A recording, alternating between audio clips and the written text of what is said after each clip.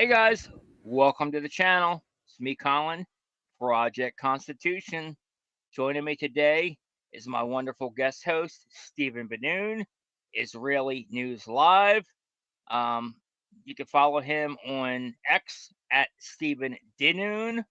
Follow him on YouTube at Israeli News Live. We got a great show for you guys today. We're going to go over the planning, how Charlie Kirk's event, how the assassination was planned, was pre-planned, and all the steps that have to go into pre-planning an event of this scale.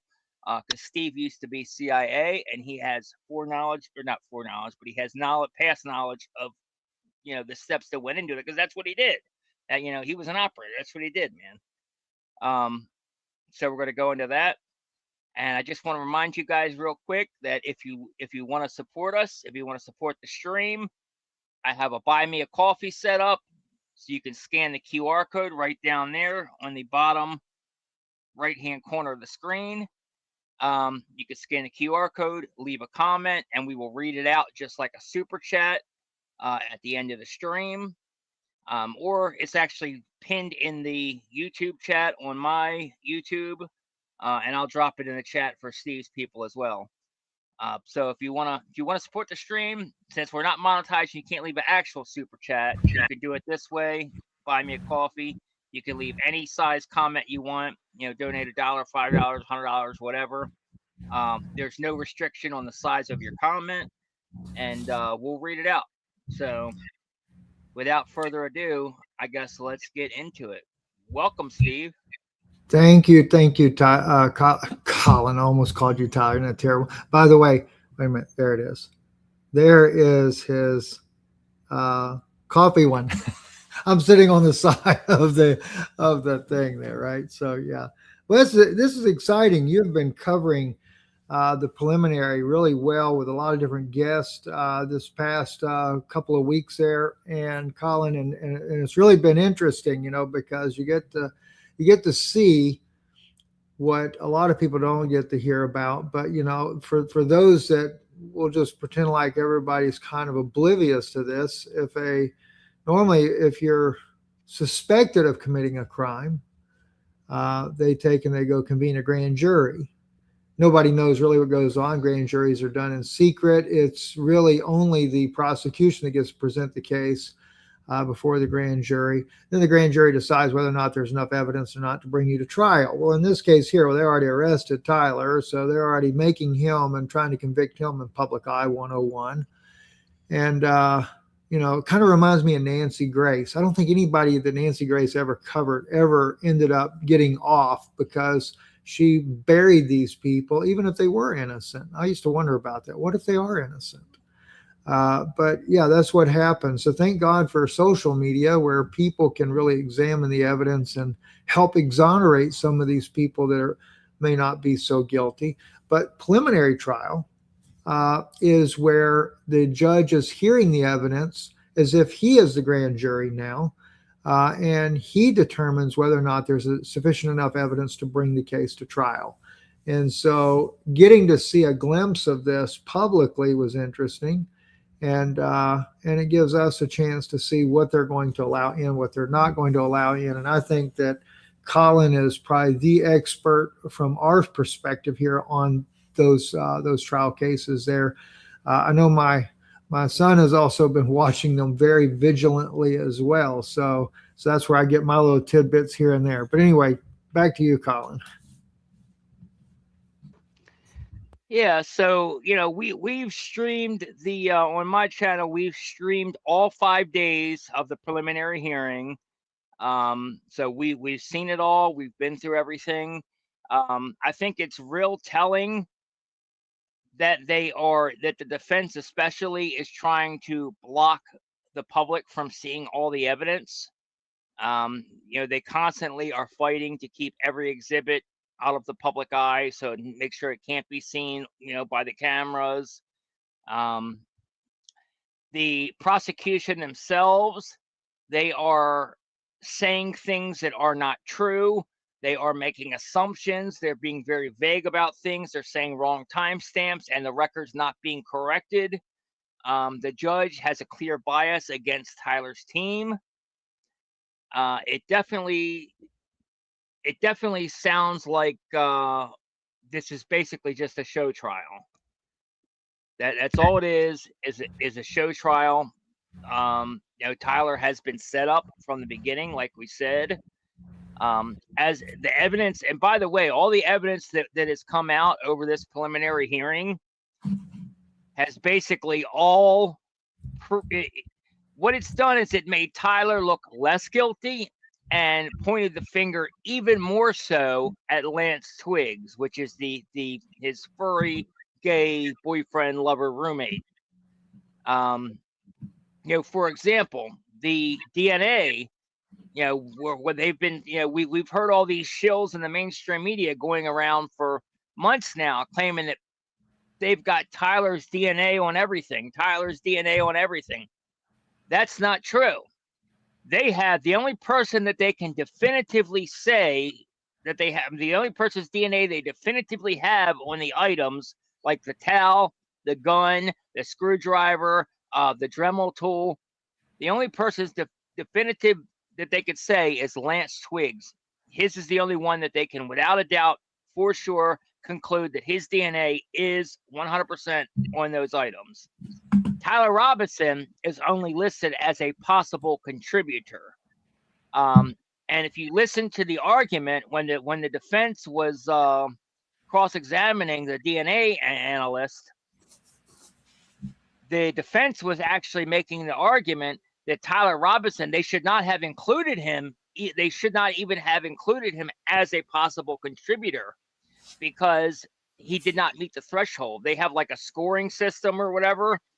And I don't understand it all, but basically, like what they were saying is like 20 is the limit, and if it's below 20, and there's multiple contributors, which there are, they say there were 3 contributors, then you cannot include somebody who's under that limit. The only way you can include somebody under that limit is if it's 2 or less contributors. But since it was, 3 or more contributors, they should not have included him because Tyler Robinson was only a 12. He only scored a 12, not the 20, which is the minimum to be included as a possible contributor. So that's one thing, for example. Another thing we know why it's a setup is the gun. They admitted, the ATF analyst admitted that when they retrieved the gun, from the woods, it had dust in the barrel. That proves that it wasn't fired right there. Had the gun been fired, it would have blown all the dust right out of the barrel. There would not be any dust inside the barrel. And then even the video, what they're all screaming about, saying, we've got Tyler dead to rights on video. You see Benny Johnson and Jack Posobiec and Officer Tatum out there trying to say, we saw the video they showed at the end that the public didn't get to see in 4K. It shows Tyler's face clear as day, taking the shot, firing the shot on the roof. That's a complete lie. That video is the same video that we saw on day 2. It's the video of the zoomed out surveillance video of the rooftop of the Losi Center, where you can barely, it's so far away, you can't make anybody out.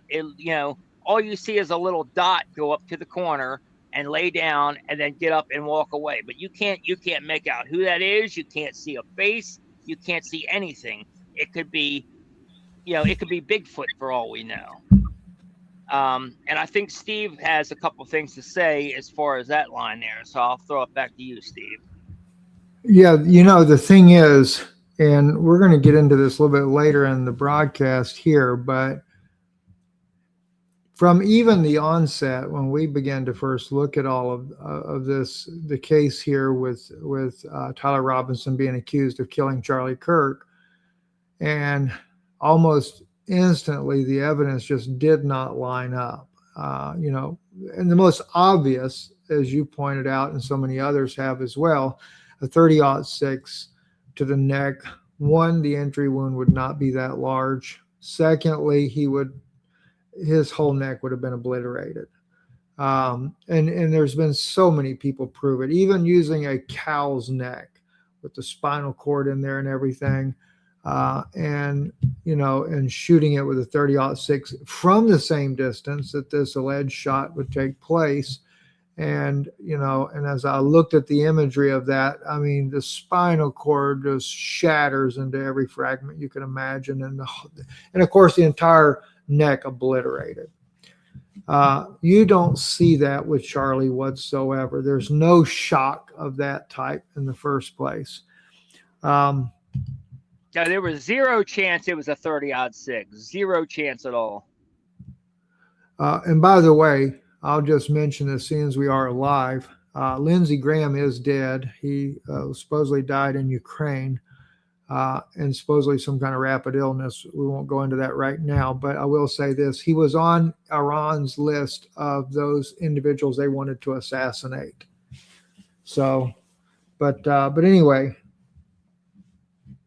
as I look at this whole situation that's taken place, and as I'm watching even the preliminary trial, all the other evidence that came up, I know how things are staged, especially when you're dealing with an assassination. And as we talked before going on here, I made the comment, and you clarified it by the evidence that you knew of, that they planned this way in advance, months in advance.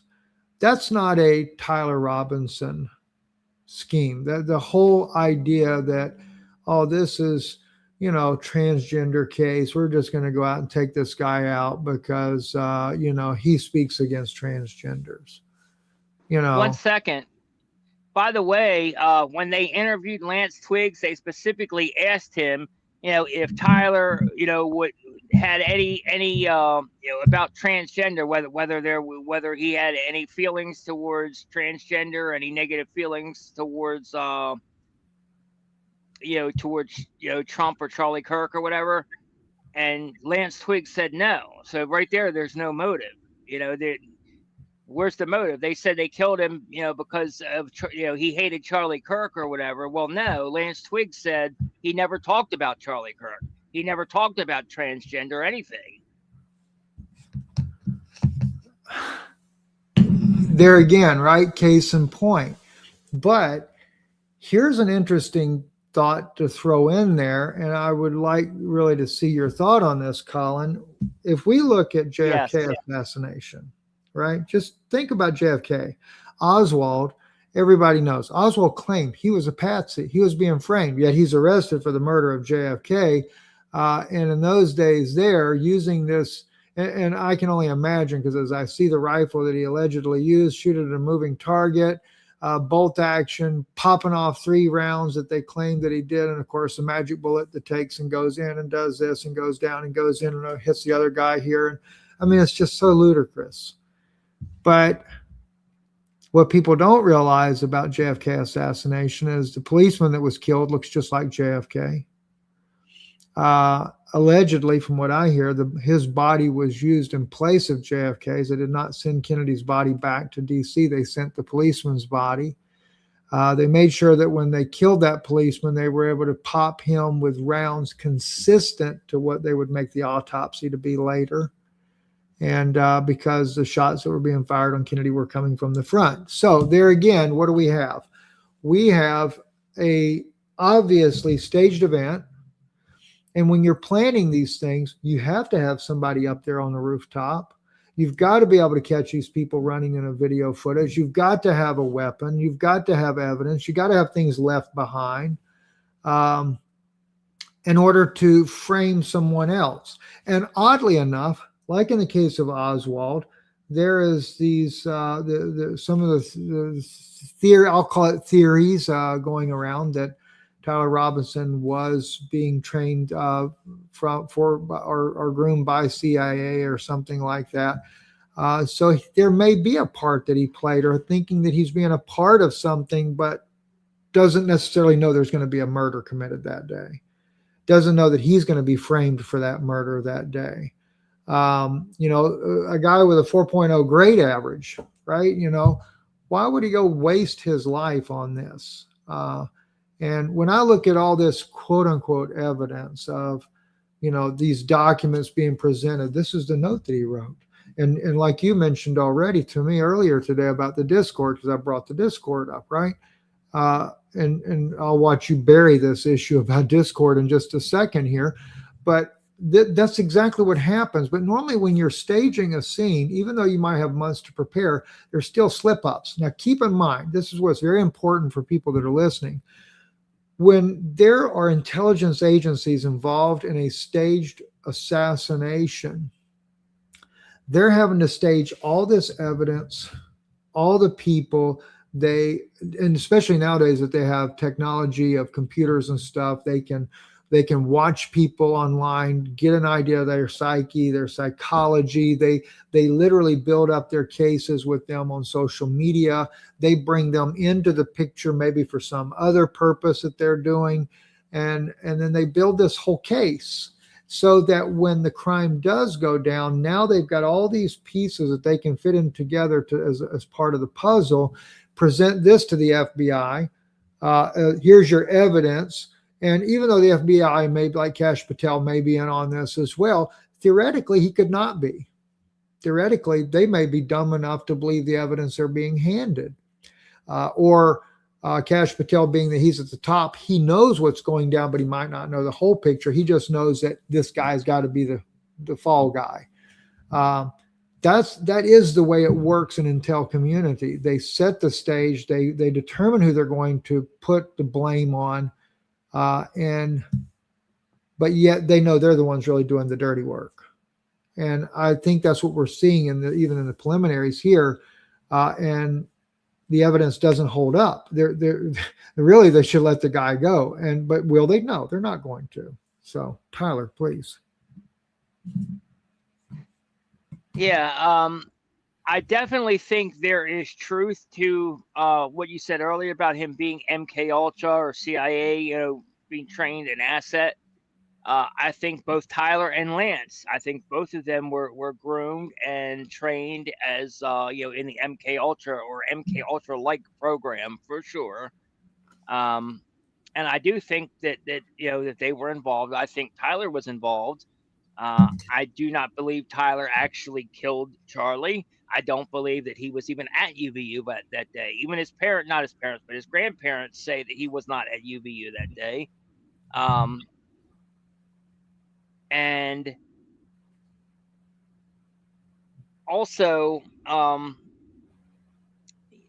like you said before, I also don't think that he knew what was going to happen. I don't think that he knew Charlie was going to be killed. I think he was participating in something. He didn't know what it was, though. I think it was just, he thought it was maybe a joke that they were pulling, or thought it was to scare him. I don't think he thought that that Charlie was going to be killed. I really don't.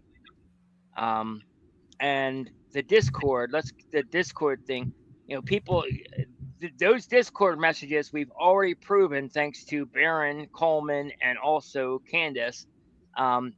We've been able to prove that those Discord messages are either one, completely fake, or two, they were authored by somebody other than Tyler. There's no way, there's absolutely zero chance that Tyler wrote that Discord confession or whatever, because the timestamp for when those Discord messages were actually authored, Tyler had already turned himself in to the Washington County Sheriff's Office, and they had taken his devices. So he was sitting in an interrogation room without his phone, so there was no way he could have written those Discord messages at all. And I want to say one more thing too, is to speak to his intelligence. Tyler is a very bright boy, super intelligent, scored all high, super high levels. Like I said, I believe he was also in the GATE program. I think in trial, I think it even came out that he was in the GATE program. I think they said he was in the GATE program and during the preliminary hearing as well, which tracks. But a super bright kid like that is not going to throw his entire life away over something like that, being stupid like that. And he certainly is not going to be stupid enough to leave, multiple written confessions where people can, where he basically lays it out line by line exactly how he did it, what he did, where he left it, where he left the gun, and this, that, and like the actual, not the Discord, but the supposed text messages to Lance Twigs. They read like two cops wrote it using Chat GPT. But another thing is, if you look at them, it looks like there's a language barrier in those text messages, how they're written. It looks like, honestly, it looks like somebody in Israel are the ones that wrote, the messages, and then they translated it using some kind of translator. They translated it from Israeli over to English, and I mean that's kind of how it reads, because it's really weird if you when you read those messages, it's not like how a normal person talks, especially a kid Tyler's age. That's a very good point, Colin, because it's the nuances that matter, and that's brilliant that you bring out the fact that it could be someone that is Israeli, where their first language may not be English, and no doubt they probably picked younger people to write these things, thinking, okay, you understand the younger generation. In the younger generation in Israel, English is not their first language. So even though they may speak fluent English, they still may not know how to bring out those nuances. And so that's interesting. Of course, Intel today, they could literally put together a letter that looks real. They could see, the thing is they have the technical capabilities to get his handwriting style. If there's anything online that Tyler ever did that has his handwriting on there, they've got his style down. So now you could have a program, and with AI, yeah, exactly. With AI, it's very easy to replicate that. Yes. So you can put everything together and nobody would know the difference. AI is so advanced now. The incredible capabilities of making things look realistic are just unbelievable. And so you're really fighting against a wall now. I mean, Tyler, they could stack evidence against him so high, but there again, this is what people need to understand. When intelligence agencies are involved in an assassination plot, the people that are doing the investigation, they may have chosen a judge that they feel like that they can sway him or that might sway their case. Yes, but he may still not have no clue as to this fraudulent evidence that's been put together. There again, the same thing with the people investigating it, the local police there. They may not be in on it. But here's a weirder thing though. In the CIA, for example, even in some of the cases we'll talk about a little bit later here, they have people in law enforcement. They have them in multiple law enforcement agencies, higher up individuals there. So if they need to make sure that certain things go a certain direction or they're looked at a certain way, doesn't mean that like I know one chief of police that was involved working with CIA, but my own uncle was approached by the CIA over some Arab students that had came in years ago when we were talking about my time, and he was sharing with me. He said, I got approached by them. But he said I felt wrong. He says, because we're on American soil. And he said, CIA is not supposed to operate on American soil. I said, well, they do. He said, I know they do. So that's the thing that you got to understand. It's not that everybody is in on the conspiracy, but they'll have enough hands in there to keep it controlled and manipulated. Absolutely. And we know that's the case because, like one of the reasons, we're about to go into, how they plan these things far in advance, and you can kind of go into your expertise on that. But I just want to point out that we know for sure that they planned Charlie's execution all the way back to the beginning of, I believe it was January of 2025. That was the pre-planning stage, and then the final planning stage they started around mid-June of 2025. And we know this because of the Google Trends data. When you go through the Google Trends data, that's when they were started. And by the way, like you said, they have people, they have a whole bunch of accomplices, people that they have set up in these different positions in advance to help, make sure that things go the way they want them to go. And we know that's the case because in Google Trends, there were so many people that were associated with the Charlie Kirk case that were searched from an Israeli IP address prior to Charlie's death. And especially, like I said, right around that same time frame, around June of 2025, mid-June 2025, that's when the main planning started to go down, and they actually started to activate all their assets. And you know who their assets are because, like I said, the people in Israel were searching their names in Google, so they were gathering intel on them in advance. Catherine Nestor, which is Tyler's defense attorney, search from Israel, from on Google Trends, search from Israel. The judge, search from Israel. Dr. Lee Trotter, the surgeon that worked on Charlie, search from Israel. Hunter Kozak, the kid that asked the last question, search from Israel. The cops that were on scene that day, I forget their names, but the cops that were on scene that day, search from Israel. The FBI director, the newly appointed, not FBI director, but the newly appointed Salt Lake City FBI guy, to lead the office, because Kash Patel, right before Charlie's death, he fired the head of the FBI for Salt Lake City, Utah, and replaced him with another guy. Well, sure enough, that new guy just happened to be searched from Israel prior to Charlie's death around that June timeframe. So that just kind of goes into the pre-planning and how they set everything up ahead. Oh, also the address where the gun was found, because we know it was found. The gun wasn't found at UVU, and that's another problem that they have is they can't link that gun to UVU because the gun was not found on UVU. The gun was found in the neighborhood behind UVU, underneath a chicken coop, underneath a bunch of bushes, underneath the chicken coop. But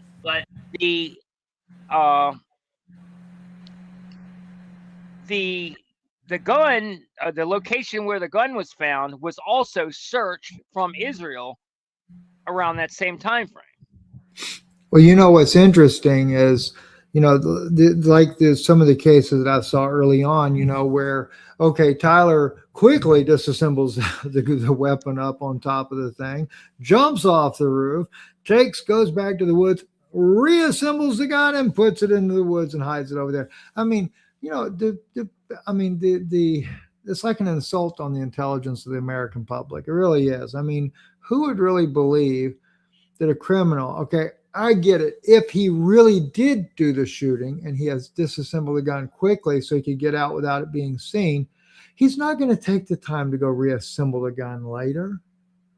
And oh, by the way, I forgot to shoot a bullet out of this gun. So, maybe they'll get the idea that there's still dust in the barrel and not gunpowder in the barrel. I mean, all of this is clearly fabricated. And also, it does bring to mind two things. One, as you've mentioned many times before, Colin, sound signature, we know there's two shots. Okay. So if there are two shots, and I know in one of the sound signatures that I investigated, the weird thing that kept coming up to me was that the sound signature could pinpoint the location of all the camera people exactly to the foot from where the shot was, but it all happened to go right back to the shot being fired right where Charlie sat. That was the weird thing. But there is more than one shot. And that's why we get the different sound signatures that are out there, one from a distance, but one right there where Charlie's at. And when you look at that, you can't help but ask the question, perhaps then there was a blank fired from that gun. Maybe that person that was up there was signaled, knew at that very second, fire the shot. He knew there was, as we already saw, we saw that there, not that he could see what's going on the stage, and maybe he did. Maybe what he's doing is he's actually got his scope trained on the guy that does, this here on his arm, to where he knows, okay, pull the trigger, because now we're going to also pull the trigger here. So they get that sound signature from there. But of course, a blank round doesn't sound really like a real round. And as you pointed out before too, not a 30-06, but a 223 signature is what we actually hear. Oddly enough, my own uncle who worked with the FBI said is 223.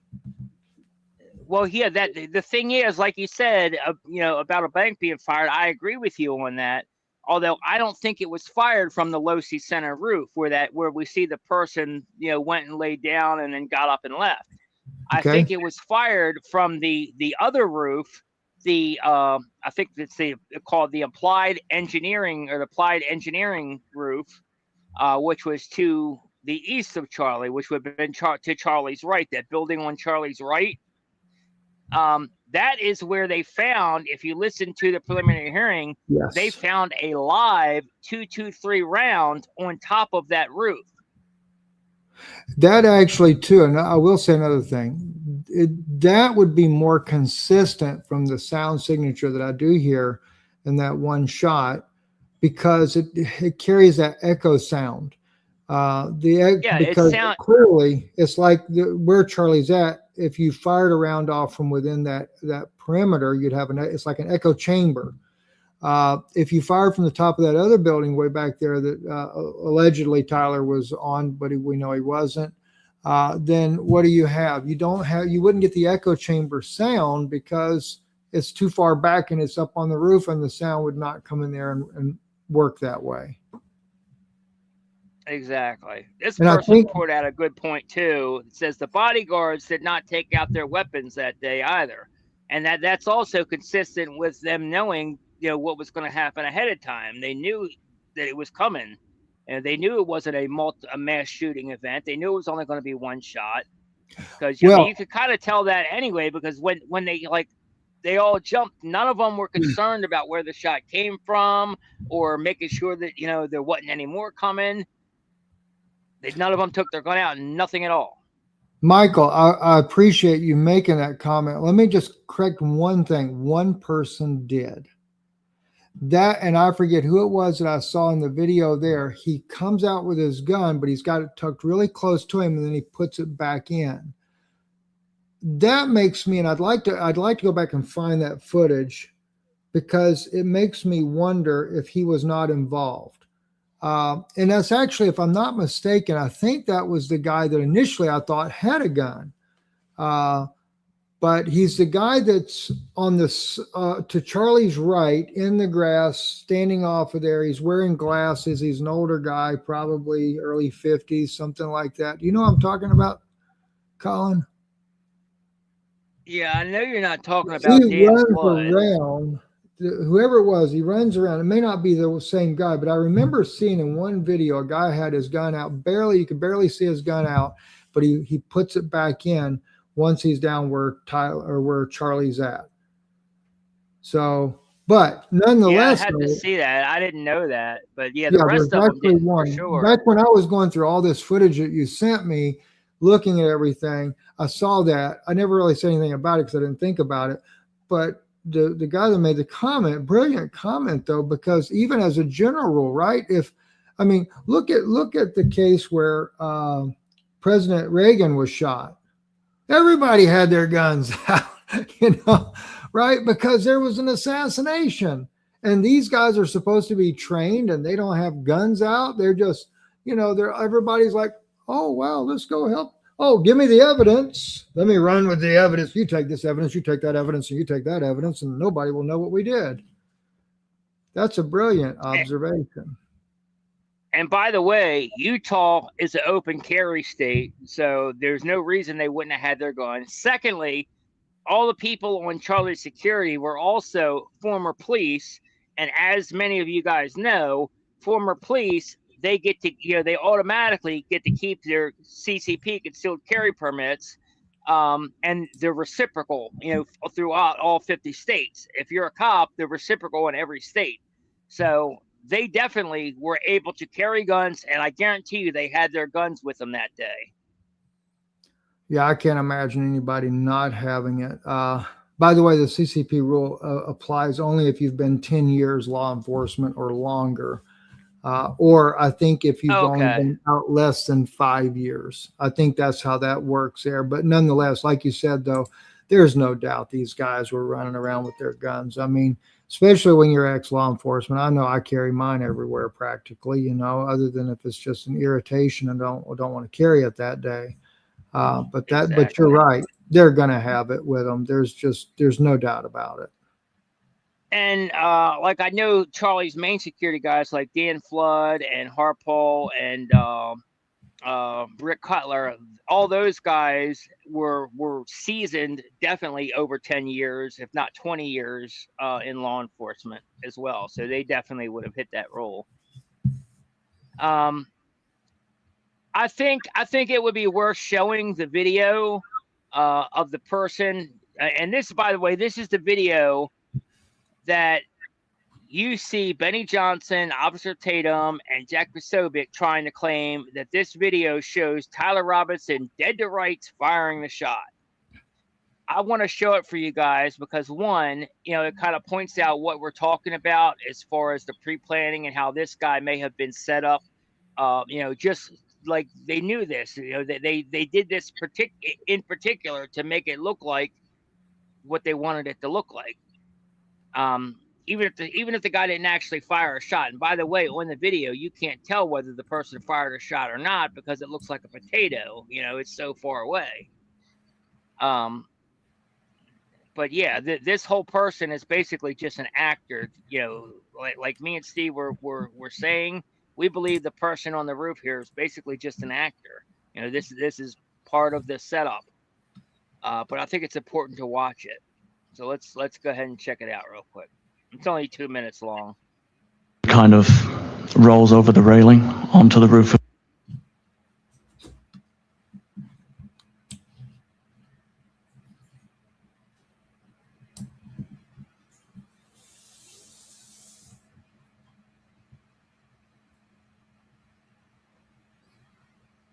Oh, your microphone's off, Colin. Oh, sorry, my bad. But yeah, you're going to see the bottom left-hand corner of the screen here. Hopefully you can see my cursor moving.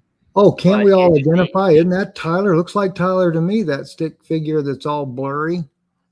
Exactly. It would be so ridiculous. I mean, that is ludicrous that they're trying that crap. It really is. It's mind-blowing to me. But that's how you know they're lying. That all these people are just propagandists. They're shills. Basically for the Trump administration or whatever, they just repeat their talking points to protect their access, within Trump administration, basically. But yeah, so let's go ahead and watch this video. So keep an eye out. There are circles, red circles, so you'll get to see, just follow the red circles, but it starts out here on the left bottom corner of the screen. The Losi building. All right. Ahead, and again, in the top left corner, the individual is now seen running across the rooftop of the Losi building to what would be the southwest corner of the building, crouching down and then crawling to the corner of the building. And this is at what time? Around 12:23. I think the timestamp on the video is 12:22. On the 10th. On September 10th, yes, 2025. So we're clear, this is the roof of the Losi building. Correct. Can you still see that individual? Yes, you can, laying prone.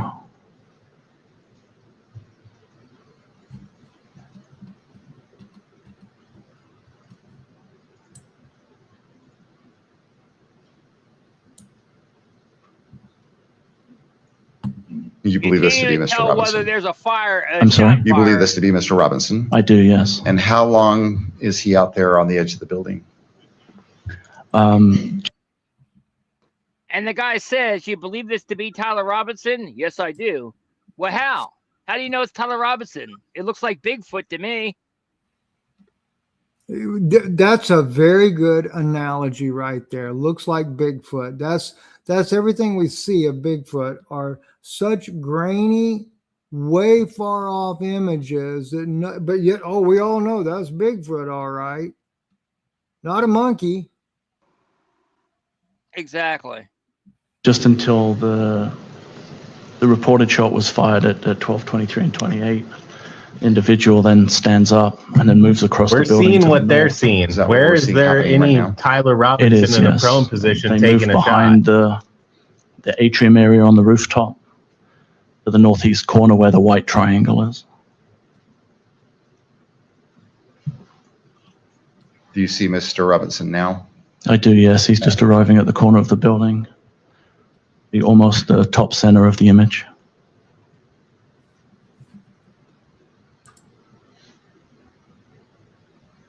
What are we seeing now? And Mr. Robinson lowering and jumping off of the roof of the Losi building onto the grass area, and then moving away towards Campus Drive. And he appears to be carrying some kind of an object in his hand at this time. Oh yeah, you can really tell that, can't you? That's obvious. He's got an object in his hand. You can't even see his hand. Completely ridiculous. Absolutely ridiculous. Anyway, so that was that video, guys.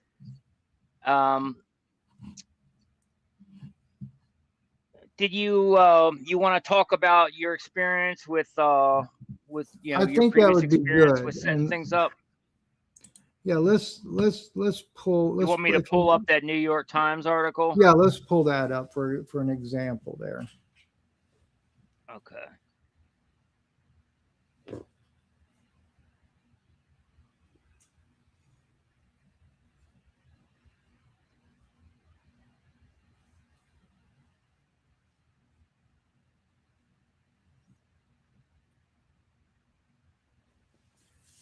This is something that, just to give you guys an idea, Florida Mystery is fueled by intrigues of 4 deaths. What these deaths are that they're looked at, this is going back in the 80s. This, of course, this article is from 1989, is in the New York Times. Is actually on, it went around the world, the case here. You're dealing with the Gulf Power CEO, Jake Horton, being one, and you can see his name there in the case there, Jake F. Horton, Senior Vice President for the Gulf Power Company, who was taking in one of the Gulf Power's private jets, flying to Atlanta to go meet with not Gulf Power, but that would be Georgia Pacific, I believe is the name of the power company up there. What was happening in this case is they were going to blow the whistle, or Jake was going to blow the whistle on the money laundering that was going on. There's a book written by Greg Palast called The Best Democracy Money Can Buy. He's pretty accurate in his information, but there was a lot of investigations at the time in the power companies for their illegal campaign contributions. What was much bigger than that, though, they were money laundering drug money coming in from overseas, actually from South and Central America. Well, to give you an idea, if you look at the cases here, then when they talk about there being 4 murders, you have, besides Jake Horton, you've got, let's see, it was the McRae family. Robert McRae and his wife were also murdered on January 28th, 1989. And then you had another case where the Worthy family was also killed. And what happened was media reporters had started realizing, hey, something's kind of weird, because they're all indirectly, or one way or the other, they're related to Gulf Power. I think in the case of Mr. Worthy, he was on the board of directors, but in reality, I kind of know what some of the things that were going on behind the scenes. I pieced a lot of this together later in life, But to kind of give you an idea real quick, and this is what I wanted to share so it makes more sense to you guys as you're listening into what we're looking at with Tyler Robinson case here. This was the government's attempt to cover up one of the biggest money laundering schemes that was going on. And of course, if you go to the Mena, Arkansas air base where the Clintons are allegedly involved in, flying in drugs, and they made the movie about that one there. This was just another one of the other mini schemes that were going on where drugs are being brought into the United States, but they're using big companies to money launder. In this case, Alabama Power, Gulf Power, and Georgia Pacific, all three allegedly were involved in these money laundering schemes. And of course, the politicians are getting all this extra money too, because some of those politicians were also involved. But when they went to kill these people that they thought might blow the whistle because they were getting kickbacks, like in the case of the McRae family, and I'm going to have to say allegedly on a lot of this because I piece a lot of this information together from things that I know personally, and it begins to be more obvious. But when CIA, which is not allowed to operate in the United States, but they do, when they bring in their hitmen to take out some of these people, they plan it months in advance. So each case, the Worthy case, the McRae case, and I'll save Jay Corton for last, are planned very carefully to look like crimes committed by other people. Back in those days, they wanted to make it look like it's committed by the Black community. So they staged the crime to make it appear as if it was a robbery gone bad. They even steal a few things, not much, but just a little bit to make it look good, leave some ski mask behind, make sure there's some DNA on it that's not theirs, of course, somebody else's DNA, or no DNA. And I know that these crime scenes were all staged. In the case of the McRae family, though, one of the things that was in one of the news articles, I'll never forget, was that there was an unusual type of bullet that was used, but they did not disclose to the public. Well, when later in life, I kind of realized everything that had gone on and that, no, we were not dealing with Russian spies. It was actually the United States silencing people that could expose their crimes that all these politicians were getting kickbacks on. And I knew some of those politicians. What they did was that one person that there was going to be an assassination on, I didn't know at the time that they were doing any of this, but piecing things together, I guess I should say. But what they did was, when I saw it in there, that it was an unusual bullet that was used. I knew exactly what bullet it was used, and I knew what gun was fired from. So I reached out, and I was able to get in touch with the son of Miss McRae. He was a Troy, Alabama, I believe Troy, Alabama, but he was an Alabama policeman. And I got to talk to him, and I said, I probably could help you solve the case. And he told me how he was the suspect for a year, that they kept trying to frame it on him. Well, that's exactly what they do. They look for a fall guy, and he was the perfect candidate to be the fall guy in this case here. It was his stepdad. His stepdad was rich, but yeah, is he going to kill his mom? No, he's not going to kill his mom. But I asked him one question. I said, I noticed in the article that there was this mysterious bullet. And he said, yeah. He said, and I said, so my question to you was there a situation before your mother's death that there was an attempt on her life, but it didn't go successful? And he says to me, there was. My mother was at such and such a place, and this gunman comes out of nowhere, pulls a gun on her. And my mother was also carrying a gun, and she pulled a gun back on the person, and the person fled.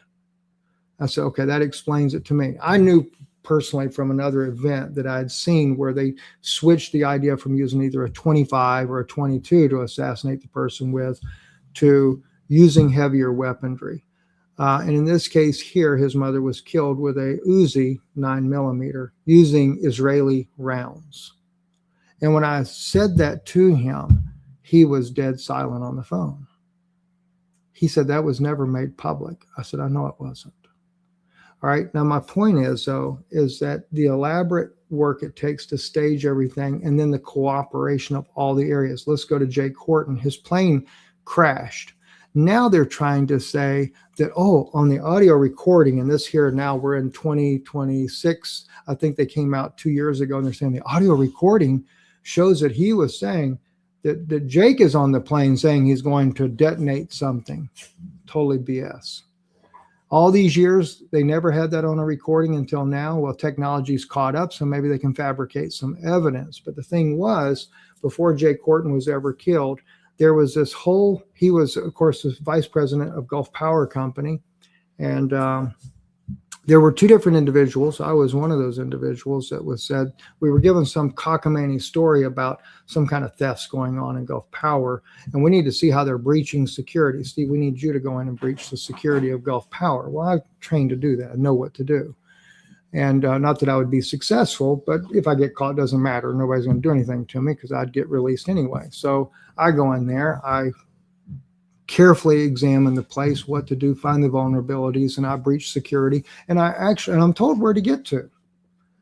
I'm to get to the financial office. Well, that's Jake's office. I actually go to Jake's desk and I call my superior from his phone. I got chewed out for doing that. And then later we sent in another guy to do it. And I think it was mainly because that was something that could later be traced back to us, and they didn't want that to happen. So, but nonetheless, what was it for? It was for the assassin to be able to plant the explosive device in his briefcase. And how could he get beyond the security in the first place? Now, not only that, though, FAA, we had an insider. Doctors, we had an insider. Every law enforcement, we had insiders on. Every step of the way, there's at least an insider that can change it. And so therefore, they could never determine that his plane had an explosive device in the plane. And they made sure that it would never be linked back to CIA assassins. And this is the whole point. They spend months determining how to set these things up. Now, I didn't know this in the beginning. I learned this later. 7 years I worked with them, and right around the last 2 years, I began to understand and learn how you fabricate the scene. I would sit there as they would discuss, this person's going to be assassinated. All right, we begin to do the preliminaries. How are you going to stage it? We're going to make it look like so-and-so did it. We need to make this person be the fall guy. If they decide there's going to be a fall guy. Well, it's the same thing going back to Kennedy assassination as well. We know that the patsy was the very man they accused of killing Kennedy, but yet he was not the one that shot him. But yet everything is staged. Now they have the technology to stage a scene so much more elaborate. But yet when the investigations are being done, and like in the case of Jake Horton, the ones that they have on the inside that can maneuver that investigation to go a certain way, or to not allow certain evidence to be brought up, or that evidence to disappear. And when you talk about the bullet case fragments, geez. I know of one case where the guy was shot like about 5 different times and everything, and I'm sent in to collect the evidence. Well, the evidence doesn't go back pure. I can tell you that. So yeah, so when they talk about, okay, there were 7 fragments and only 4 came back. Yeah, I've witnessed these type things firsthand.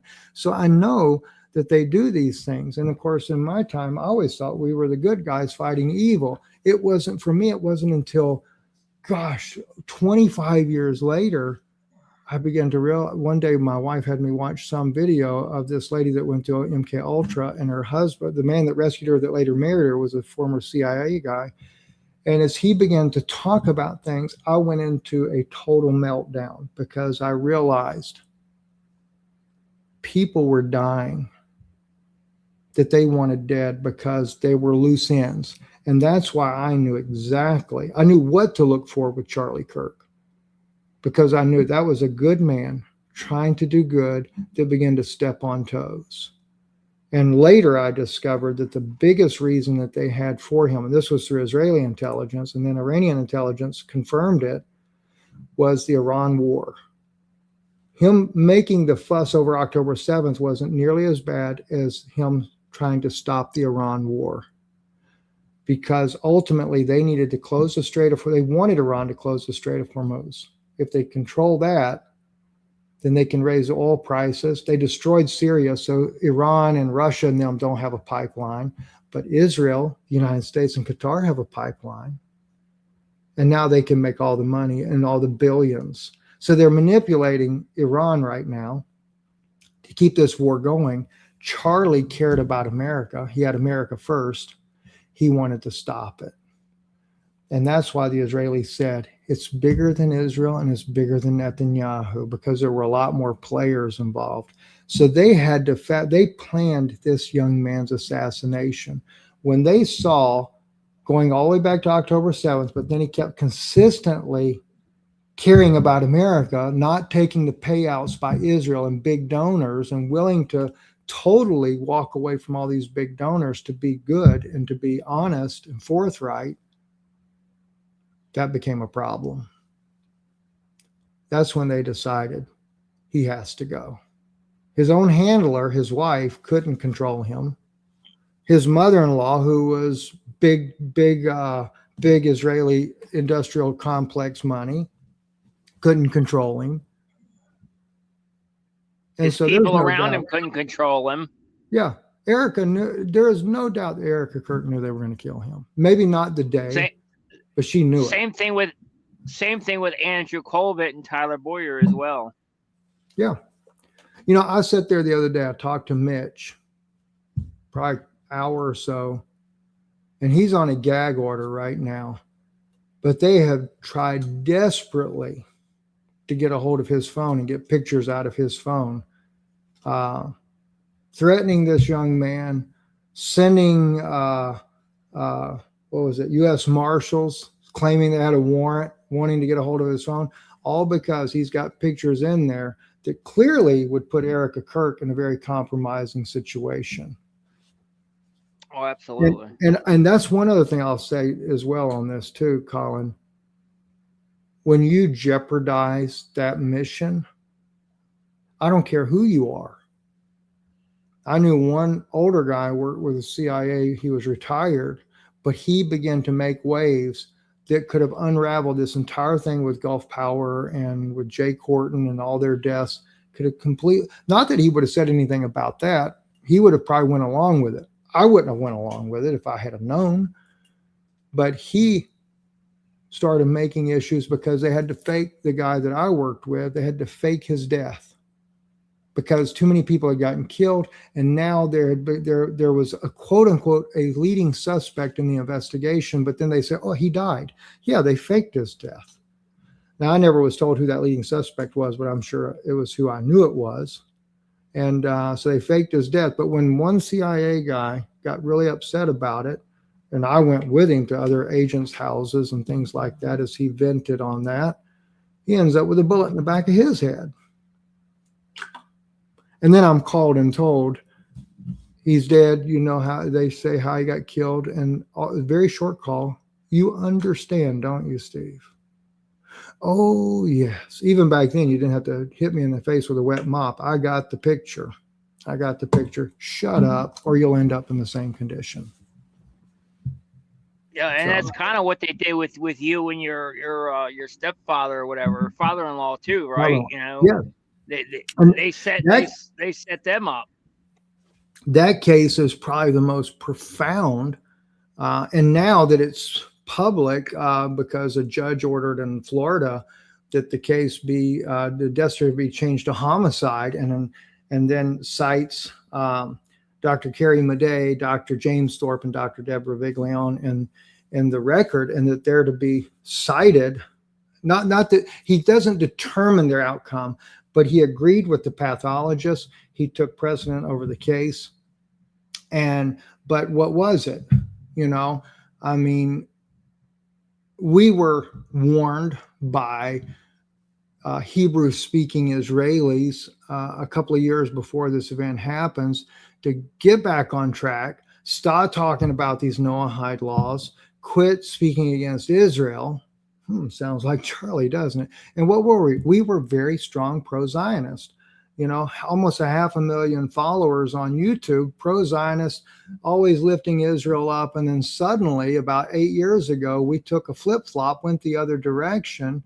And it was a little bit gradual at first, but my wife she's an amazing researcher and started uncovering all this information. And so they send somebody to tell you to shut your mouth or else. I mean, that was flat out what we were told. Shut up. So when Candace says that Charlie said, they're going to try to kill me. I'll never will forget telling my wife after that happened. I said, there's going to come a time we may not be able to say much more anymore, because I knew how that works.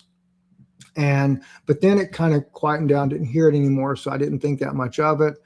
And then what do they use? They use a doctor to slip in, give you 21 milliliters of peroxide in the vein there. You don't think nothing of it because you're not a doctor. There's no disclosure about it.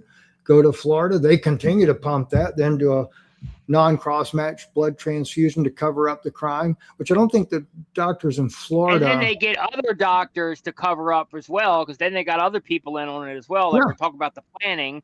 Then they had the other doctors cover up the crime, as well.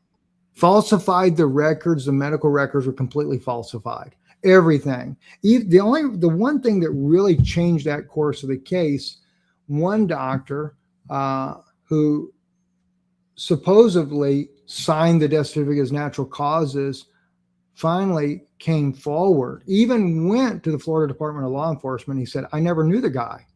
I didn't sign this. I never authorized it to be signed. And he contacted the pathologist. And when the pathologist had let him review the case of his death, he agreed. He said, no, this is a homicide. But then he was terrified because his name got stuck in on this. But that's the whole point. They stage everything to cover it up. And now even Sherry Timpany said to me, not publicly, said to me in a private message on Zoom one day, she says, that's like a murder, Steve. And then she goes, but in all transparency, that would destroy our movement if she's found guilty. So they'd rather cover up the crime and go along with it, because now that's a movement issue or a money-making scheme issue. So, but yeah, that's the whole point. And I can't even begin to tell you how much, like you bring out yourself, Colin, on that, there's multiple doctors claim that they saw my father-in-law that never saw him. And it's in this alleged medical record that is submitted to the court for evidence that none of it's true. Fraudulent. Every bit of it's fraud. And he had they provided evidence that they used cross-checked blood from a blood bank when I sat right there with Dr. James Thorpe as he bled into the bag, whole blood. I didn't know how blood transfusions work. And that bag was taken right there to my father-in-law and pumped right into him. Never went to any cross-check match or nothing. And it was just his word that he's a universal blood donor. But you can't, later I discovered later, I didn't know at the time because I'm not a doctor, but what are they saying later? They say that, you don't take raw blood and go put it into a patient. But from what it looks like, and I'd have to say allegedly in this case here, it looks like they're trying to cover up his dying red blood cells, the anemia that was happening. I think in their case, they realized that what Kerry had started really put him on the road to death. And then Dr. Thorpe adding raw ozone gas to the mix was doubly as bad. That's like adding peroxide, twice the dosages in there, and even worse. As Dr. James Hill put out, he said the man should, he said, Dr. Thorpe, as brilliant as he is, he should have known that what he was doing was going to kill this man. And every doctor that we've talked about that has some knowledge about this, they gasp. They're like, you can't even hardly believe it. But the cover was intentional. Yes, yep. That's exactly what it is. And that's what they did to Charlie. They were intentionally taking this man out. And it's just interesting how that in both situations, totally 100% Zionist, anti-Zionist, Charlie not fully anti-Zionist, but definitely starting to question everything about Israel. But see, the difference with Charlie with us, Charlie was 6 million subscribers. We're only 500,000. Oh, Charlie had the voice of the young people, and that's what they were afraid of. Yes. Because the young people are the future.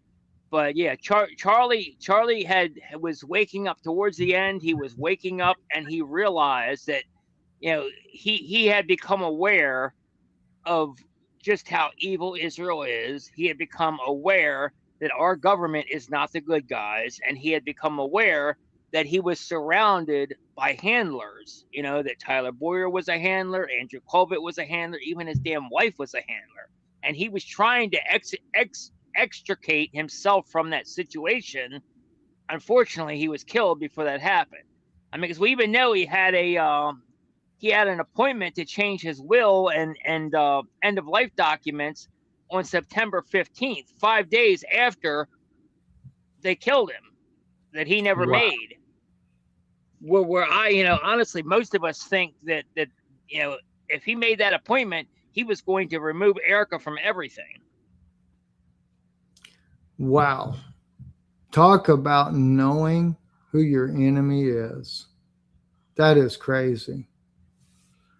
Wow. Exactly. Hmm. And even his sister, by the way, his sister, Charlie's sister, even said right after Charlie died, she came out and said that Charlie had confided in her and told her that Erica was not the woman that he married, that she was a completely different person, that they were having marital problems. Yeah. She did not like what he was doing. I'm sure what it is she was being forced to try to bring him back in line. But there again, what is she? I mean, can you imagine have to be knowing that you're the handler and you're married to the guy you're handling? That's crazy. I mean, honestly, that's a special kind of sociopath or psychopath. It takes a special kind of psychopath to do something like that, Well, to pretend you love somebody when you don't. Right. If you're called to do that. Yeah, especially when you know they're going to be killed, That makes me wonder how many skeletons could be brought out of her closet while they were married. You know what I'm saying? How many men did she probably sleep with on the side while Charlie's traveling that has not, maybe it has been discovered. I don't know, but I'm just saying that would really kind of indicate to me even more so that that's the case. Well, yeah, I mean, Blake Wynn, for example, you know how I broke that story about she was dating Blake Wynn, had the date at the Beverly Hills Hotel.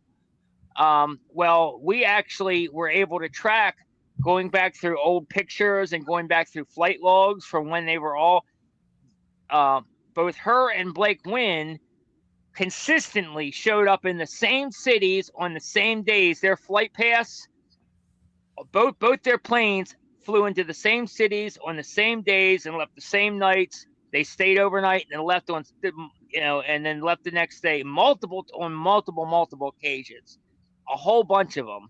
On top of that, we have pictures, of them all together at different events, all the way back until December of 2024, while Charlie was still alive. So I think that she was, secretly dating this guy before. I know she's dating him now after Charlie's death, but I think she was dating him, was secretly with him. That was her secret boyfriend, even when Charlie was alive. Yeah, that proves the handler side of things. I mean, that's the old case in Russian U.S. spy history to begin with, is always have a woman in there to be sure, whether they're to listen in on everything that's going on in that guy's head and to report back to their own agencies, but to the point where they marry them and have children with them. I mean, that's on another level altogether. Wow. What do we have here, Colin? All right, so I just wanted to point out, Steve and I both were talking about it, and we both believe. Now, actually, we should probably start with our theory first, I think. This is what we actually think. As many of you guys know, this is what we actually think killed. Oh, I lost it. Hold on. Okay, here it is. Okay, there we go. Okay, so as many of you guys know, our theory is that Charlie was killed with an exploding transmitter. You know, not the actual Rode microphone that was up on his chest, but there's a second version. There's another part of it which is called the transmitter, and they use a transmitter, which is basically the exact same. Actually, let me show you a picture. Before we do that, let me show you a picture of that. Give me 1 second. Let me come back here to the StreamYard. Let me pull up this image. Let me take that down for a second. Image file.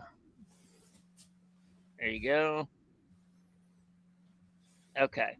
So this right here, the two that you see on the right there that have the blue and the red on top of them, they are the actual Rode microphones. The one all the way to the left, which has the little LCD screen there, that is the actual transmitter. They all are the exact same size, come in the exact same housing. They all have the exact same glass face on them. You know, that we see the black shards all over the SUV, that, you know, the SUV that took him to the hospital, which kind of Right. proves that it was exploded. We also, all three of them also have the white writing on them that says Rode. And as you see, you could even see on the right there, it even has the USB connection, or not the plug-in, the charger connection point. Which what we actually saw that some astute viewer pointed out to us that when you look at the piece on the the burnt up piece on the, or actually not the burnt up piece, but when you look at the black thing on the ground, you can actually see the white USB logo, which proves that this is actually, for sure, the shards we see in the SUV 100% came from either the microphone or the transmitter. And like I said, I believe it's the transmitter. But yeah, so that's what we think it is. And then let me go back to the picture of Charlie here. Hold on, where did it go? Did I lose it already? Okay, here it is. All right, there it is. Okay. So if you look at this picture here, Charlie was wearing the transmitter, which is that image we just showed you. He was wearing it on the left side of his belt, right there, right where that yellow arrow is. You can see it sticking out of his shirt right there.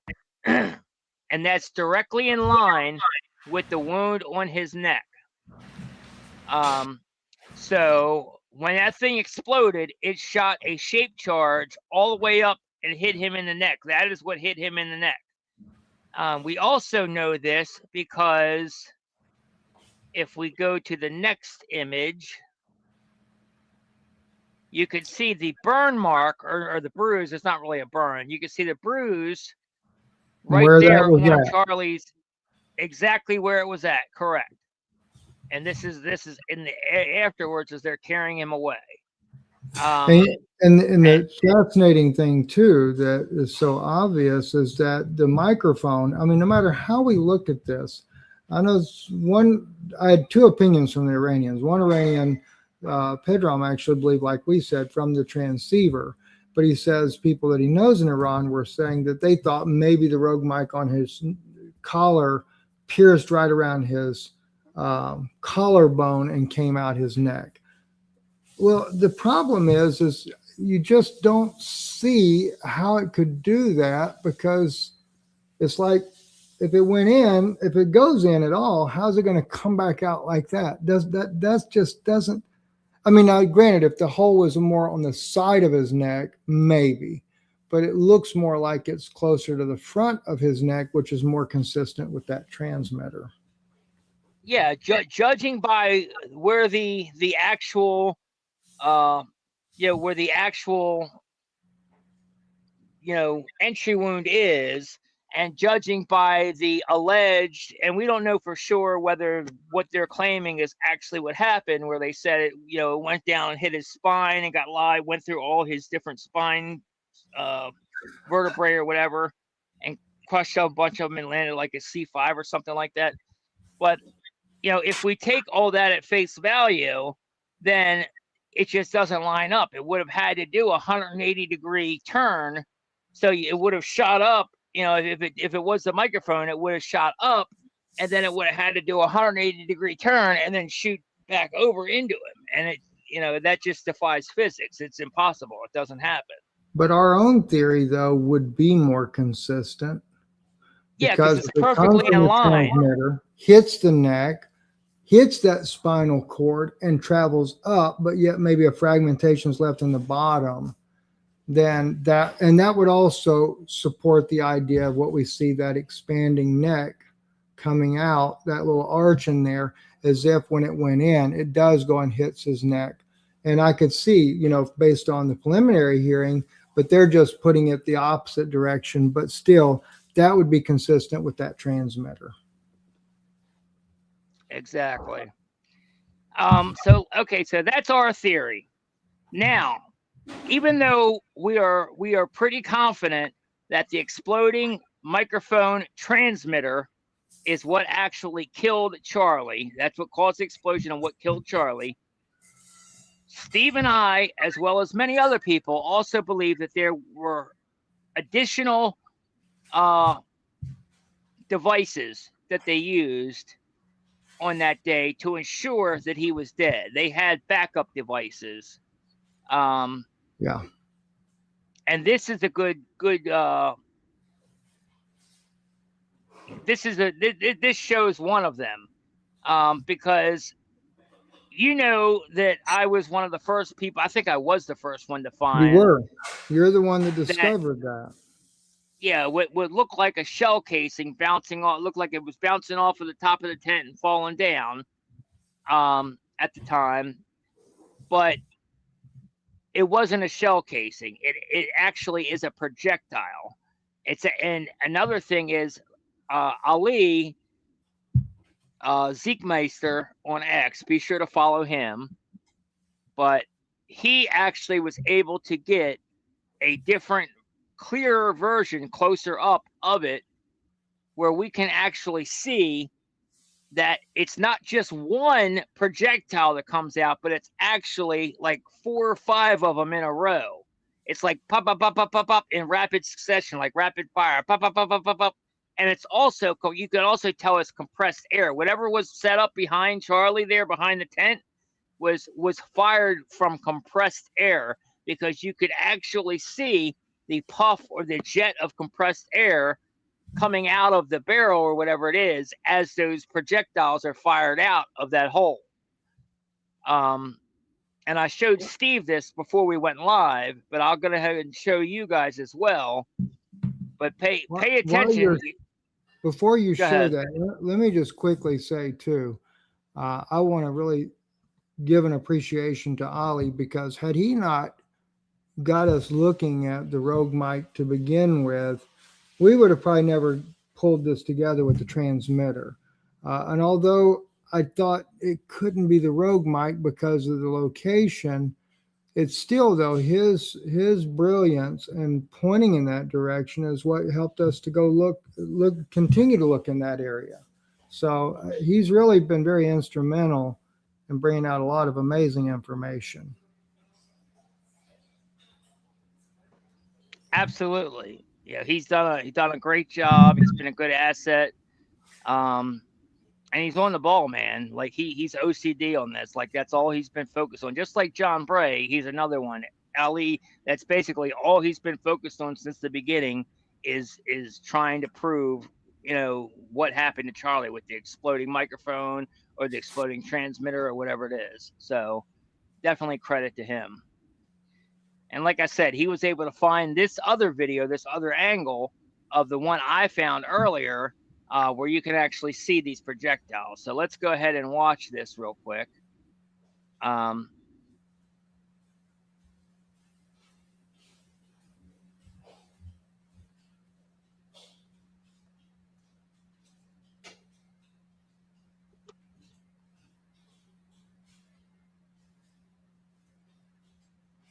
audio team, the security team, just walking around scavenging everything on the floor. They're guaranteed looking for them projectiles. That was my original hypothesis on that initially.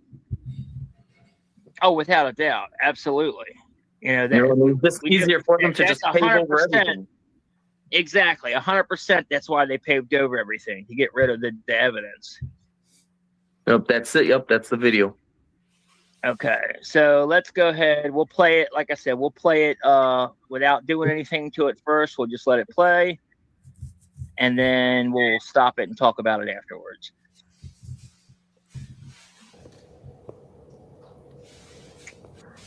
See that 1, 2, 3, 4, 5. You see that? Look at that. Yeah, look where that. See how you can see the Oh, yeah, projectiles? wow. 1, 2, 3, 4, 5. It's like in short there. succession, like they shot a bunch of them out all in short succession. You see that? And listen, And you can also, by the way, if you look, you can very clearly. I think you guys can see my cursor, but you can see the white line behind it. You see this like little faint white line. Makes it look Behind like it a there. tube in there, but like you said, it's like a caterpillar goes sliding on over, but it's actually the boom, boom, boom, boom, boom scenario. Exactly. It's rapid succession, but this faint little white line is actually the puff of air, the compressed air. It's being shot out of this hole with compressed air, and that white line there is the puff of compressed air that you see that's firing these things off. And another reason you can tell that it's compressed air and not a gunshot itself is because we can actually see these things. If these were gunshots going off, they would be too fast for us to pick up on the camera. We would just get a streak. We wouldn't see anything at all. We wouldn't be able to actually make out each one of these projectiles as it's fired. So it's going slow enough that we can see it on camera, which is another thing that tells us it's compressed air. when you look at the initial videos of that whole event, you can see a black wire all the way across that going down. You know what I'm saying? Going from the camera, going up with a black wire. Then later on, when you see the audio team come out there, they start making modifications. You see one of them guys stand on a chair, and then he puts a white tape over that black line so you can't see it attached to it.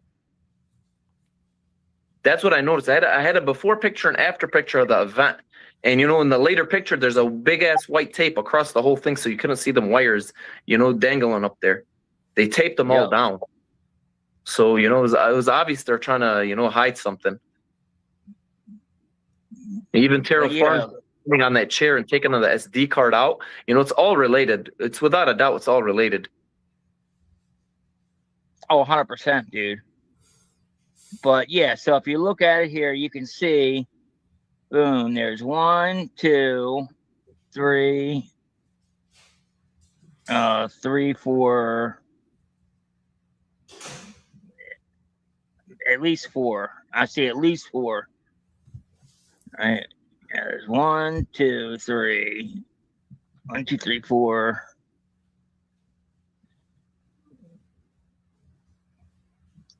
I'm only seeing 4, not 5, but regardless. Could have been, it could have been 4.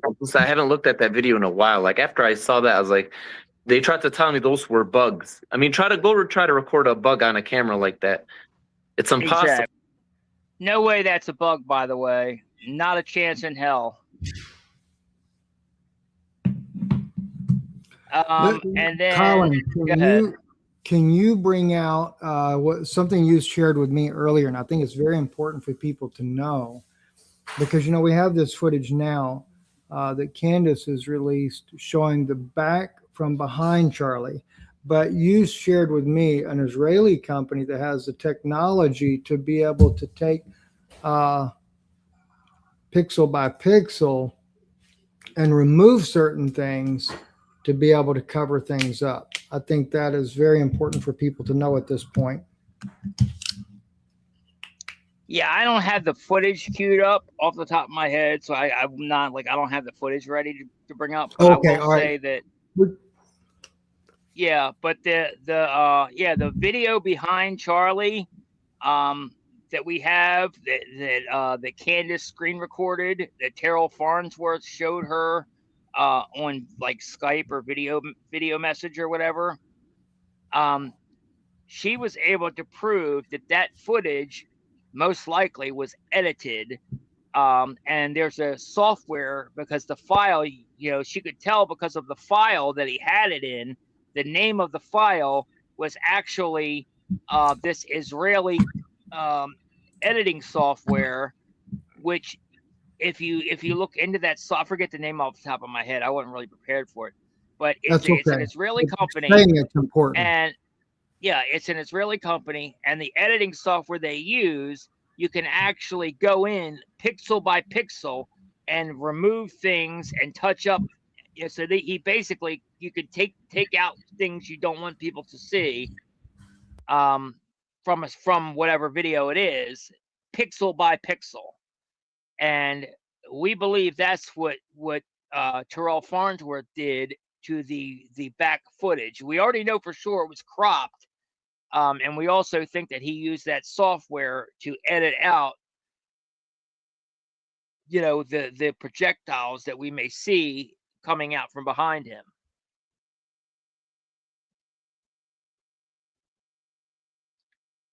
And then this is another important one here.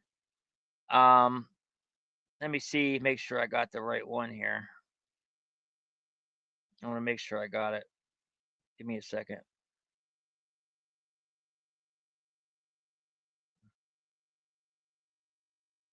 Okay, yeah, this is it. Yep. And then if you keep going, pay back, guy in the black shirt. Okay, yeah, so you can see the projectiles here as well.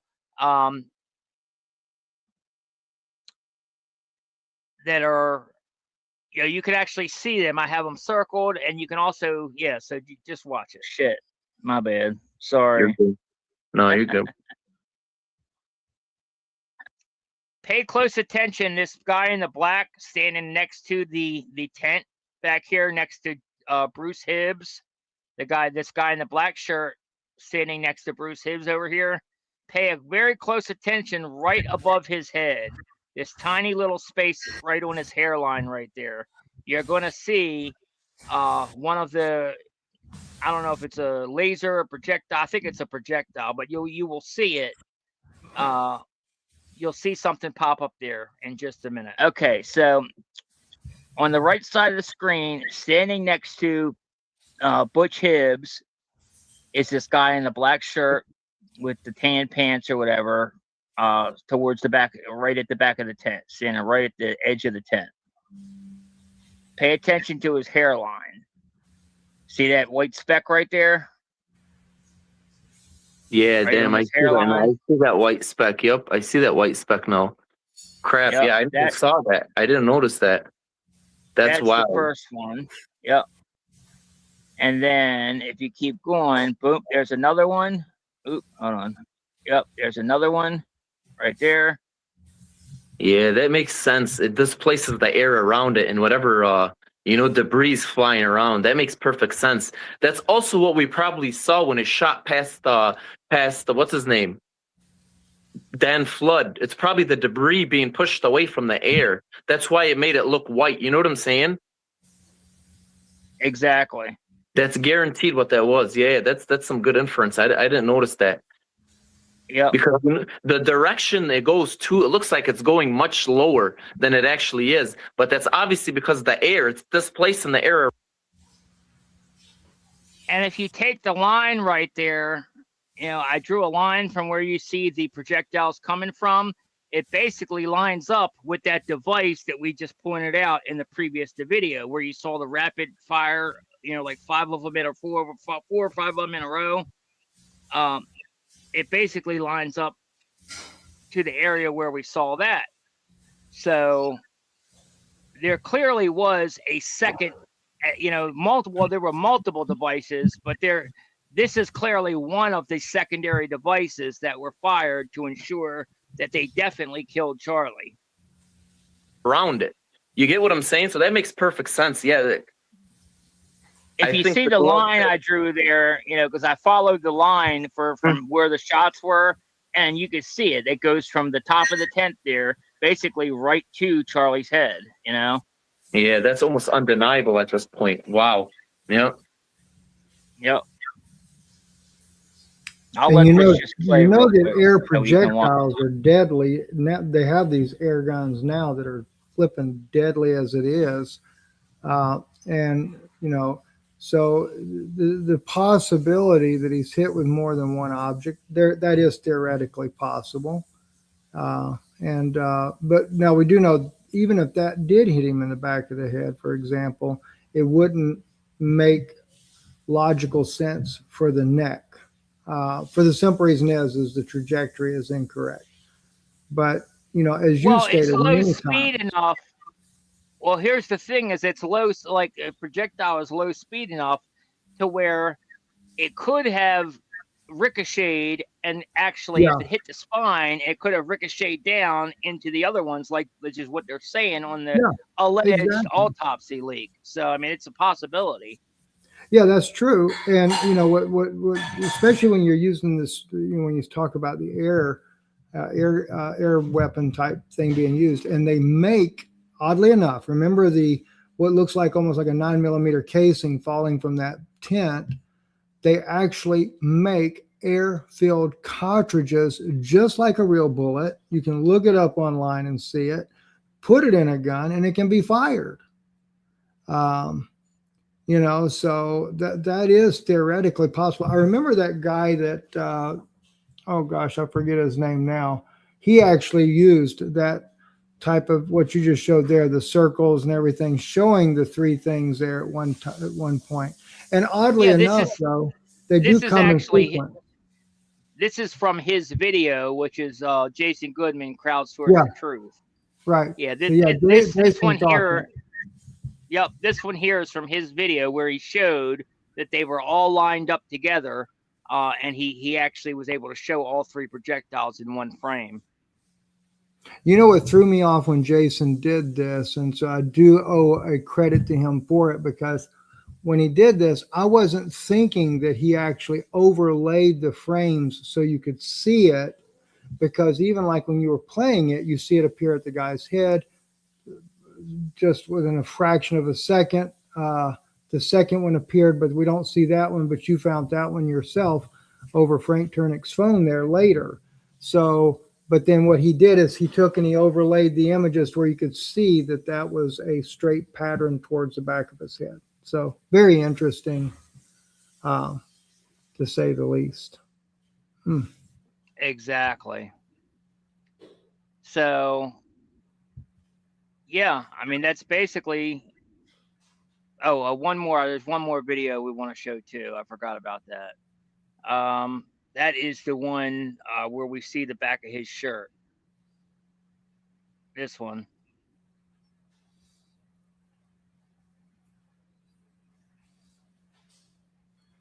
Let me get us to where it starts. Okay. Tunes. You want me to go ahead and show this one now? Yeah, this is the most important one. Yep. All right.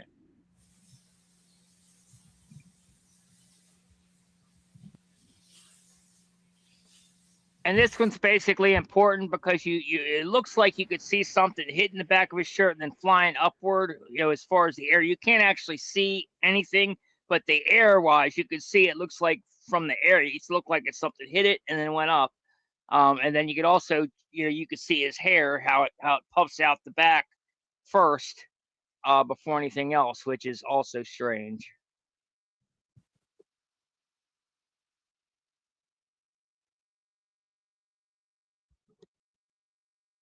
Might have to zoom in a little bit further. Yep, you see it? There's no way to zoom in on here, unfortunately.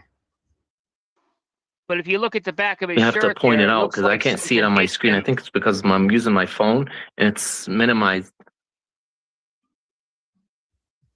Yeah, right there. There it is. Yep, I see it now. Yep, it hits the back and flies in the air. Yep. Right there.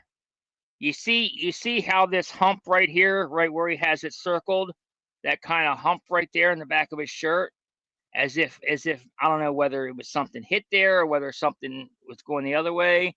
I don't really know what to explain about that, but you can definitely see something going on here with his shirt. in the back there, and it actually the crazy thing is the back of his shirt and the hair moved before the front of his shirt did.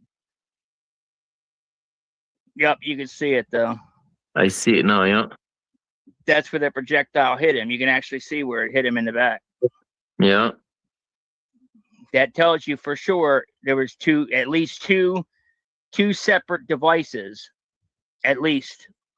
And the way it's recoiling, it's almost like it's rolling too. So it must have been debris from something that the projectile hit too as well. It's either debris from the projectile or the actual pieces from the projectile. You know, because people don't understand that. You know, there's something called a DIME.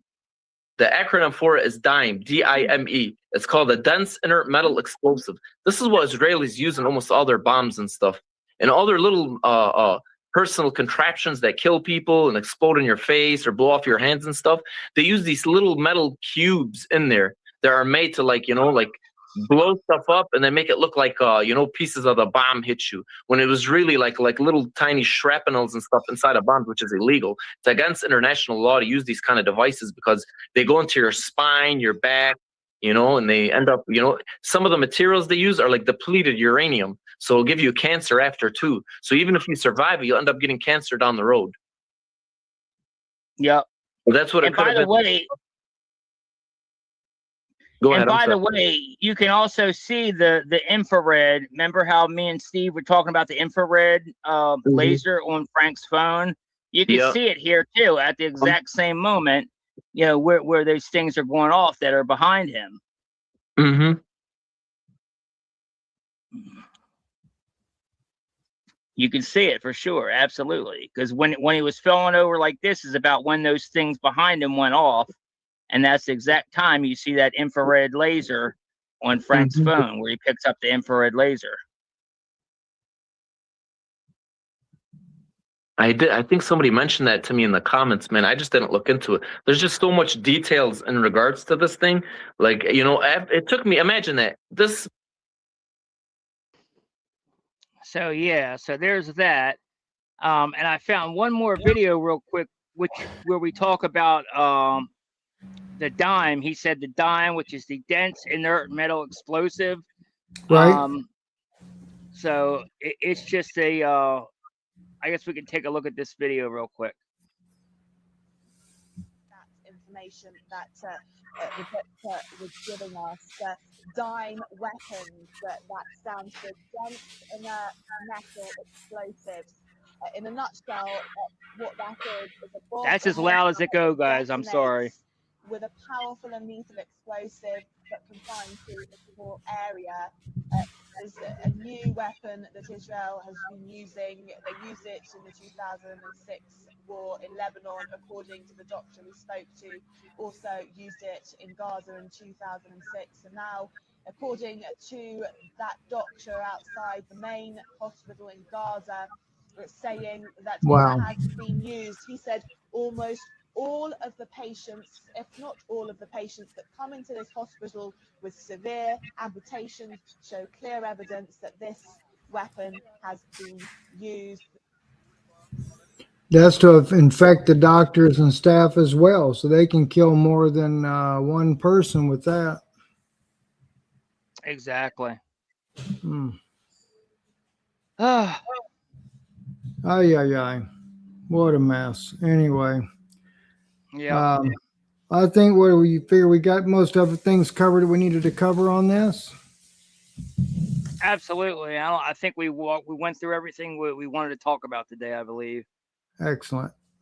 Then we're gonna have to get into Let me the exam next. Yeah, exactly. I've got to Actually, work on that. I'm being told that he was assassinated. He didn't die as they're putting in the media. He was at a nuclear or some kind of factory in Ukraine, and that was blown up, and that's where he was killed. But they're saying that he died of a quick, rapid illness. Yeah, that's what they said, but I don't believe it for a second. I No. think he was assassinated as well. Iranians said that he was on their list of targets to assassinate. They're looking for anybody and course. everybody that was on there, or at least that. And I've actually gotten footage of 3 Mossad agents that they assassinated. already. And they've got different people on these lists for who they want to take out. I didn't know Lindsey Graham was on there. I've heard of other people on there, but I didn't know about Lindsey Graham. Oh, he's one of the biggest war hawks and Israel supporters out there. So absolutely, I guarantee you, he Yep. would be on their list for sure. Yep. Because Lindsey didn't look look at- sick to me. No, not at all. I mean, he was just in Ukraine. He wouldn't have flew to Ukraine if he was sick, you know? I guess we could just watch just a couple minutes of this video so people know what we're talking about. Let's go ahead and go back to Fox News Washington correspondent Chad Pergram. Chad, we were just talking about what this is going to mean in the midst of everything that's going on right now, especially with Iran and the Strait of Hormuz. What is your take on that, and how things are going to progress in the coming days? Well, this probably, paralyzes things even more operationally in the Senate. Your previous guest had said, I hope people don't try to take advantage of this politically. And I think that there's always a respect by that on both sides of the aisle in Congress when something like this happens. But they were having operational problems to start with. To get things done. That was something that just the numbers, the math just did not, work well to start with. So that's something that's going to be a problem right away. And so maybe the immediate issue is, can they even get a budget reconciliation? All right, well, that's not the video I thought it was. I shared the wrong video. But anyway, you guys get the gist. He died, blah, blah, blah, whatever. He's a war hawk. Good riddance.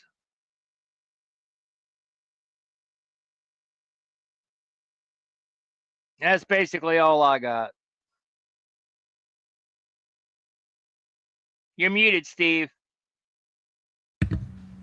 Yeah, he was on the Iranian hit list, and he was actually at a factory in Ukraine that was bombed. And from what I'm hearing from the Iranian side is that he was actually killed in that blast. But they did confirm that, yes, he was on their list of people to kill. So if that's the case, they may have worked with the Russians or a Russian operative. I don't know if it was one of Putin's bombs that hit there or what, but nonetheless, for them, it's another success. And like I said, I've actually published already 3 videos they sent out to me where they sent them of high-level Mossad agents that they've already killed here. When they restarted it, that was their first target were Mossad agents, and they killed 3 of the high commanders within 1 week. They told me too some of the difficulties and challenges they have, but they've got Americans on there. So that's the first American that I've seen that they told me that was on that list that was taken out. But I didn't know it previously though that he was on it. I've heard that they want to take down Pete Hegseth as well. So. For all counts, intents, and purposes, Pete should be careful in his travels. Although I don't agree with the man, I don't want to see him die either. So, I just have to say it that way. Yeah, I agree. Yeah, I don't want to see anybody die, even Lindsey Graham. I don't want to see anybody die, but at the same time, he was evil. He was an evil guy, and I'm not going to shed any tears about his death. Oh yeah, that's for sure. I was responsible. I agree. His war hawking was responsible for the death of many innocent people, especially a lot of our service members. So yes, I agree, and a lot more have died. I know that during this latest rounds and everything, we had a destroyer that got hit that there was a lot of casualties on. And when you're sitting there sounding the drumbeat of war just to support Israel constantly, you become a problem. And the people didn't vote him out, so that was a bigger problem. So now problem has been solved. Yeah.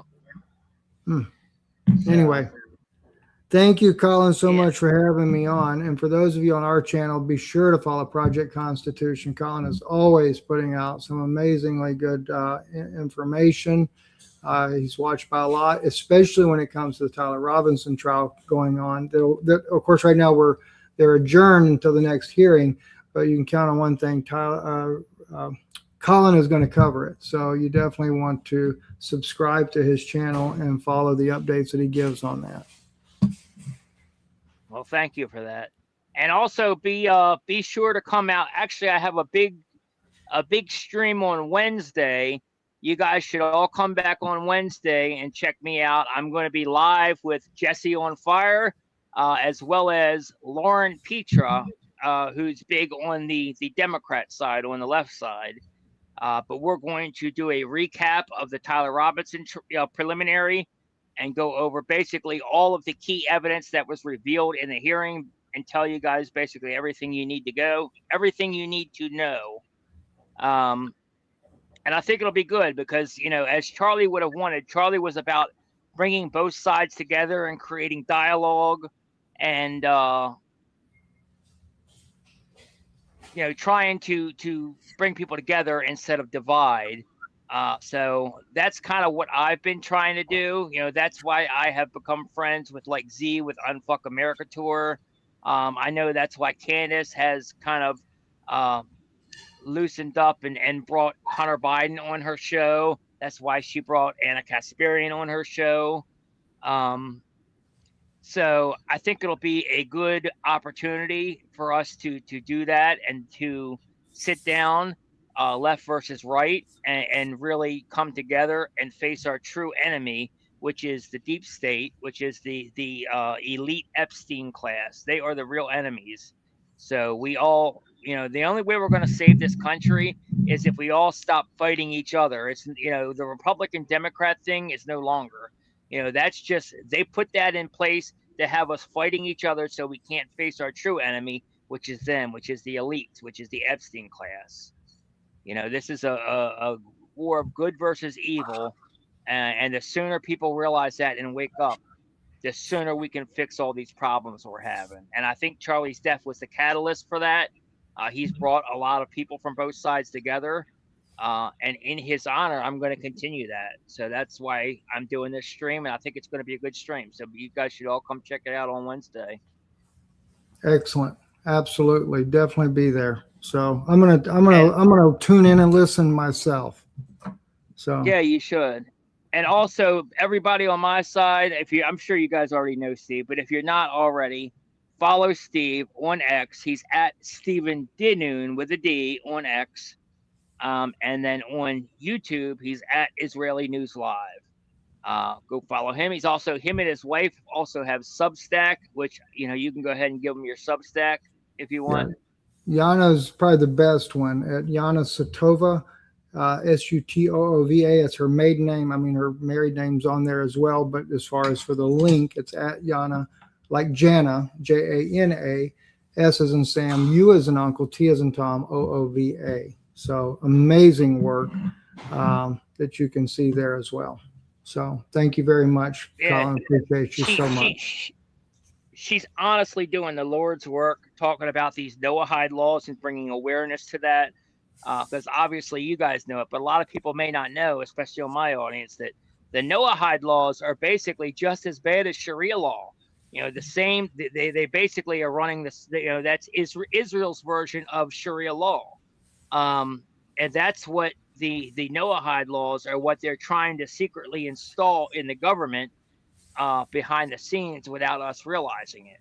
And Steve and Yana are pointing that out. So absolutely. And that the latest article I put up on mine, which mine is under my name, Stephen Bennun, Bennun on Substack. And I post them for free. I mean, if you want to support it, great, but I make sure so everybody can see it until it converts itself to paid. But the one I just did, I go into how they are under Israeli Noahide laws. I prove how that Sharia law is compatible and will become part of their law. In that article, it proves it, and that will also exonerate pedophiles like the Epstein case has.